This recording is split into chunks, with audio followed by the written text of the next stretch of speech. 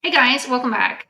Today I want to talk about the Sweeney effect and how a little American jean company has just gone making liberals just go off the rails. It's just absolutely crazy. It's like the batshit crazy liberals have come out of the woodwork and just to fight this ad. And what is so ludicrous about it, it is totally counterproductive of what they want.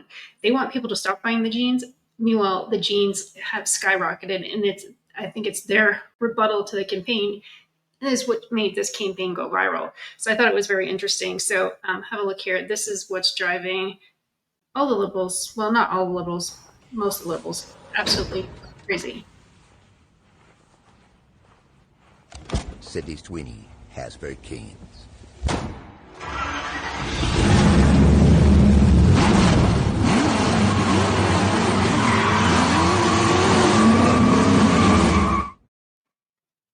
That was my favorite part of the ad. And she actually works on cars. So I thought that was really cool that she has a hobby of working on old cars, and that was part of the ad campaign. But it's like, it's absolutely crazy that they are freaking out about that. But then you have this ad here with Levi's, and you have Beyonce, uh, almost identical ad, and she's got blonde hair and has whitened her skin, but no one has any problem with that. But Sydney Sweeney below causes a shitstorm. So here are some crazy, crazy reactions from liberals. It's just unbelievable. Very rural Appalachian town and wanted to escape all of the sentiments that entails. This Sydney Sweeney commercial is so embarrassing. Unfortunately, you can't argue with people who tout those beliefs because they lack critical thinking skills. So I think we should just start shaming them instead. You are an embarrassment, Sydney Sweeney. Go back to school or do some ayahuasca or something, because that brain ain't braining too well, is it, girl? And what I find very telling about this, and I think this in general about the extreme left liberals, is that they feel like they're always educating other people onto the way it's supposed to be or what they think is right. And it's just demeaning, and it's you don't have to talk to somebody in a derogatory way to get your point across. And this is what I don't like about the liberals. It's just this demeaning, and it's okay to dislike the ad, but to put other people down like we're absolute morons because we like it is just unbelievable. That's, I think that's what people voted against. People voted against this attitude, like you're trying to tell me something's not what it is, and I fight up against it, and then I'm the idiot. Like when my daughter had a furry barking at her, and I'm like, I'm supposed to pretend that the kid's a dog. Living in this world, and I'm like, no, we're not living in this. I don't live in that world. I don't live in that world. So it's like, if you don't live in their world, you're an absolute moron. And I thought this other guy, he nailed it in the head. Have a look at It's it. like her color, personality, and even eye color. My jeans are blue. Sydney Sweeney has very keen. Only unfortunate looking women and gay men who want to be women are hating on Sydney Sweeney. Now walk with me. Hot white people, this is your sign to stop being ashamed of your Caucasian excellence. Liberals are losing their minds because Sydney Sweeney isn't ashamed to be a blonde, blue-eyed white woman. The American Eagle ad is not fascist. It just shows that the high BMI positivity movement is over. I don't need to see every skin tone, gender identity, and weight class in order to buy a product. I want to see hot people, and Sydney's denim jeans rack is uniting our country. Notice how no one hotter or more successful than you is concerned about what you wear, do, or look like? Exactly. Hot people get it, and we've all been wronged by unfortunate looking people. Anyway, I thought that was very telling. Yeah, but that's where people are reacting. They're it's like they have such an extreme reaction. People are like having another extreme reaction on the other side, and it's just creating the shitstorm. And then you have the mainstream media, MSNBC. Sydney Sweeney's ad shows an unbridled cultural shift towards whiteness. It's just an ad, but again, I go back to this ad. So you have Beyonce trying to look white with white hair or blonde hair and trying to turn her skin white, but that's okay. There's nothing wrong with that ad. It's almost like, in my opinion, it's like reverse discrimination. So you have the NSNBCs and other people coming out against American Eagle. But what I find fascinating is how this has affected positive, negative. So what are the effects of this campaign on American Eagle? Well, so we have those wokeness, and according to this stat, the American Eagle stock has gone up 11%. So you can see from this graph here, the stock has just skyrocketed. And apparently, they've made over 400 million since this ad came out last week. So it's almost like I said, it's like they're being counterproductive. They want to go crazy over this ad, but they just almost cause the virality of it all, which is just so counterproductive to me. So I also want to do a deep dive into how has wokeness affected other companies. So this anti-wokeness, it seems like it's having a positive effect on that company. So the Mulvaney, they lost $26 billion in market share from their brilliant idea to go wokeness with Bud Light. Just absolutely crazy idea. Put her in an ad for Bud Light. It's not like she's your market audience.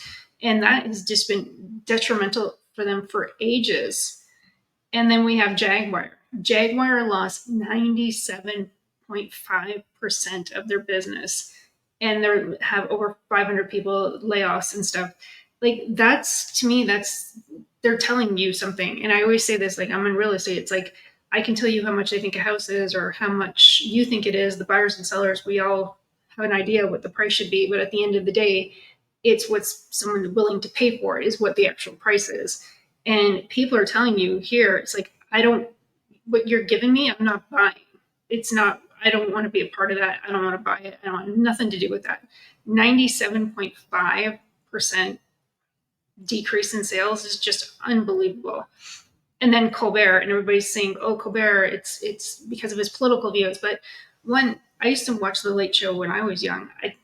David Letterman was my guy, but I never, ever felt like he was either one way politically or the other. But I was also younger; I wasn't probably paying as much attention. But late night should just be almost bipartisan. It should be funny. You should be able to hear both sides of the aisle.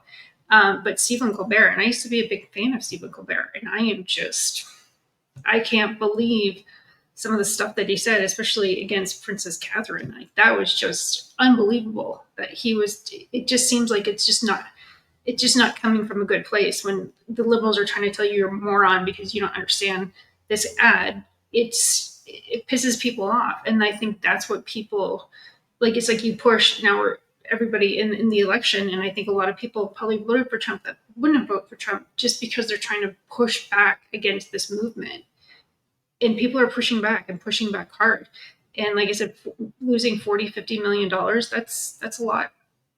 So I saw this ad. I have 3 boys. I thought this was very funny because I know that my boys love the ad. So I guess they're fascist. And what's really funny about all this too is a lot of the people that are touting fascism, really, you ask them to define what fascism is, I bet you 90% plus can't even explain to you what fascism really is. So it's just, they're just these key buzzwords that are going on. It's just crazy. But what I love about Sydney Sweeney, and this is fantastic what she's doing. I think she's doing a great thing. She's doubled down. She has doubled down, and she came up with this video, and I just thought it was absolutely fantastic. Good for her.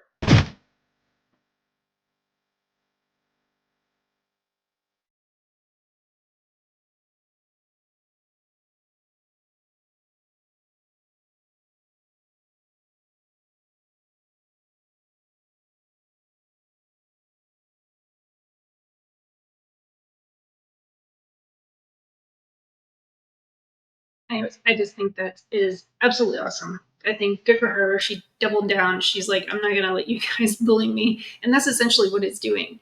You know, like they're saying, oh, we're stupid, we're morons for thinking this. But like, why do you have to put somebody down?